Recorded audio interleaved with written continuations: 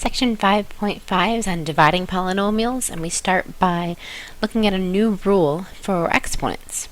Notice that if you have x to the fifth over x to the third, that's x times x times x times x times x over x times x times x.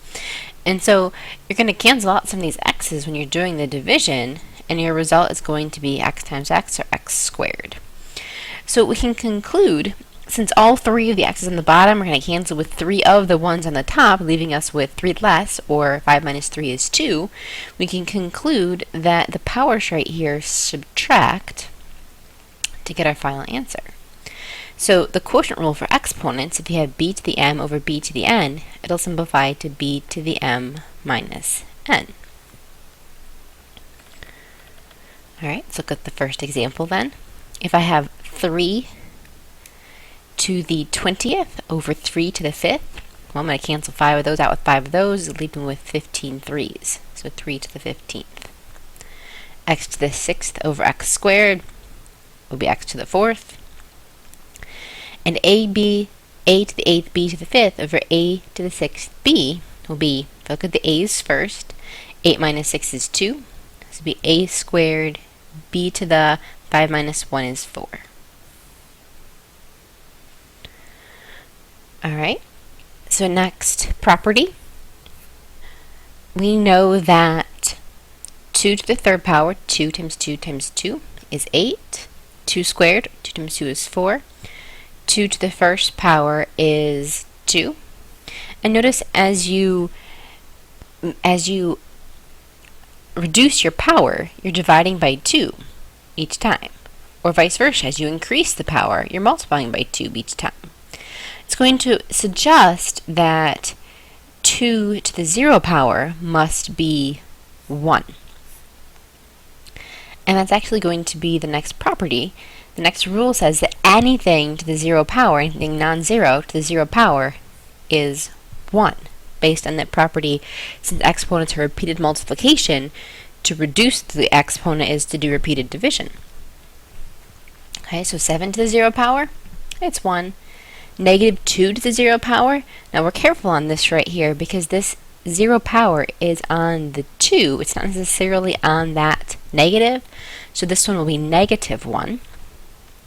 Now this 0 power right here is on everything because of the parentheses, so anything to the 0 power is 1.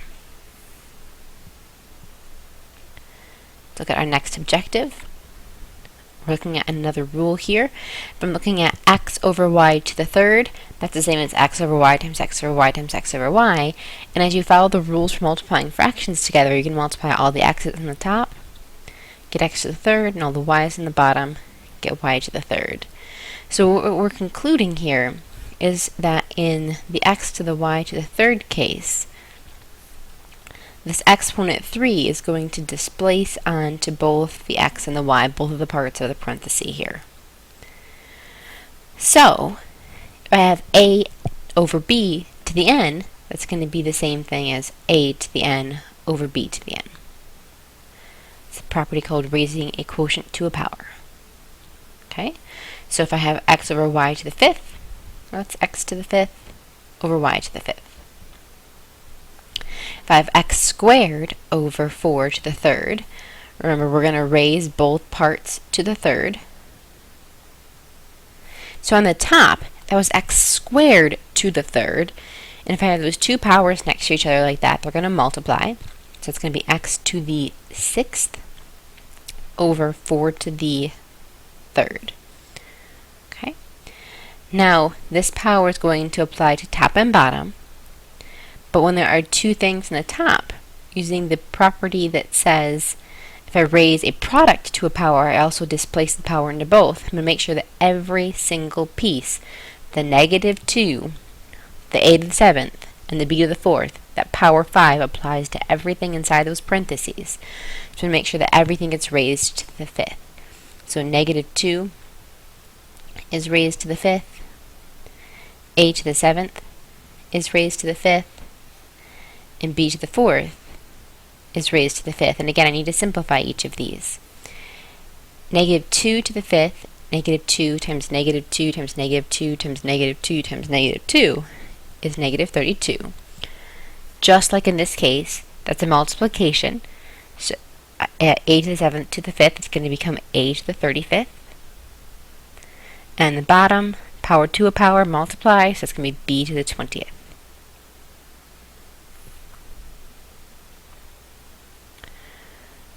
Okay, let's look at some more examples here. A mixture right here, we've got just some division problems to simplify. So when I simplify these, I treat the 6 and 9 just like normal numbers. I can't divide evenly, but I can reduce that fraction. So if I divide them both by 3, 2/3, and see, I dealt with the 6 and the 9 before I even looked at the x's. Now I look at the x's and say, okay, 7 and 4, those subtract, so I'm going to have x to the 3rd. And that's done. Okay, so again, deal with the numbers first. 20 and 15 can both be divided by 5. That will leave me with 4/3. For the a's, a squared. On top, of course it's on top, that's where most of the a's were. When these 6 cancel out with those 8, it leaves me with 2 on the top. And b to the 4th. On the top, this 1 cancels with one of those, leaving me with 4 up there. Okay. This will be negative 18 and 36 reduced to 1/2. X to the 12th. 14 minus 2, and y to the 0. And remember that I don't want to write y to the 0 because y to the 0 is 1, so just go ahead and erase that. Y squared and y squared will cancel fully. Okay. Alright, the next objective is about checking polynomial division. So because of this definition down here has words like quotient, divisor, and dividend, we need to figure out the definitions for each of these. So, the quotient, the divisor, and the dividend. The divisor is what you're dividing by. The quotient is your answer.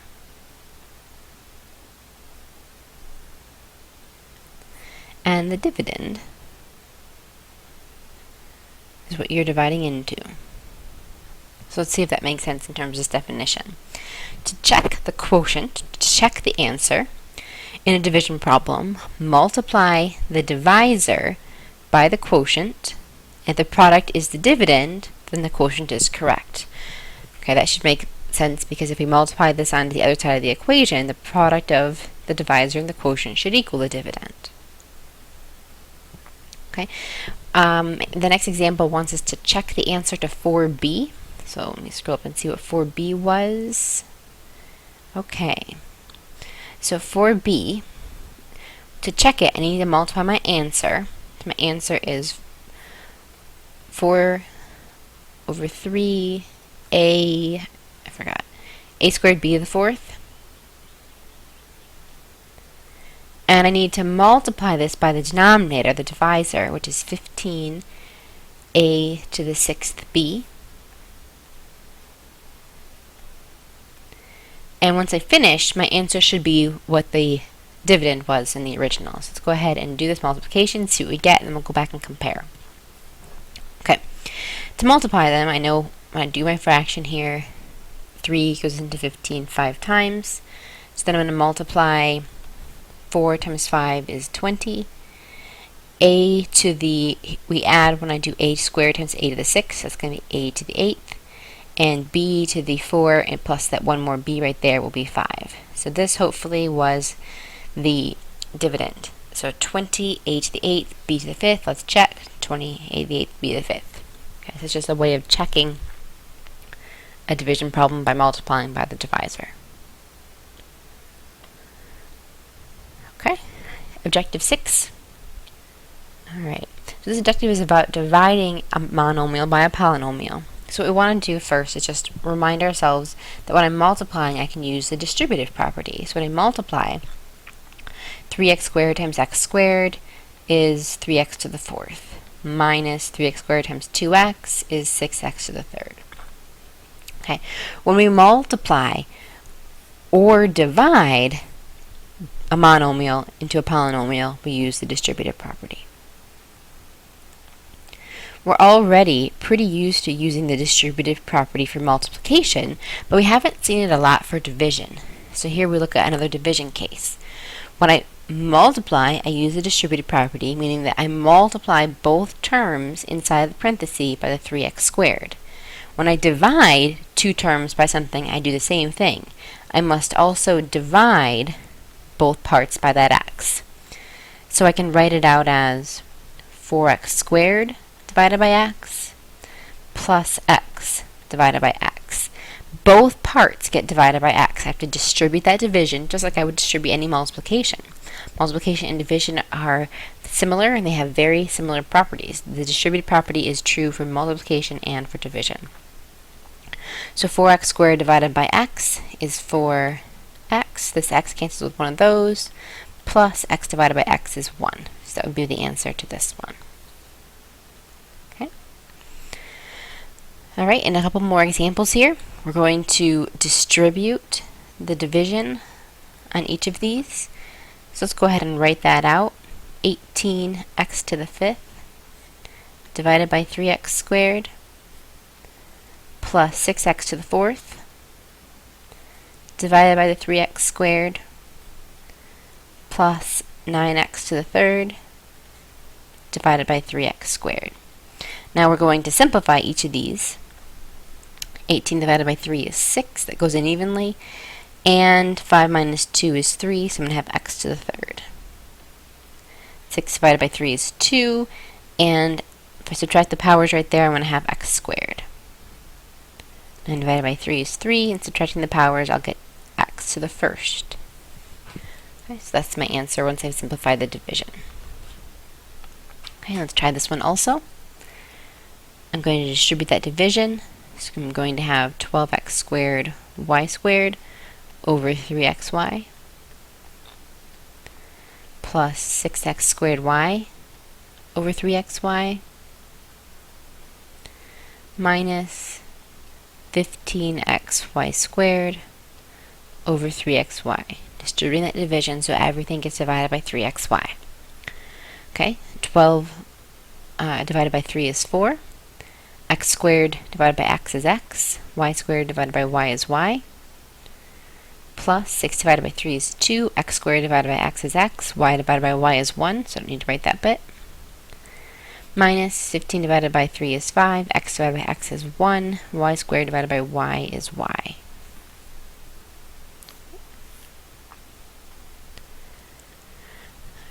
Oops. Might have had to end my section. I went back too many pages. Yep, that was the end of the section.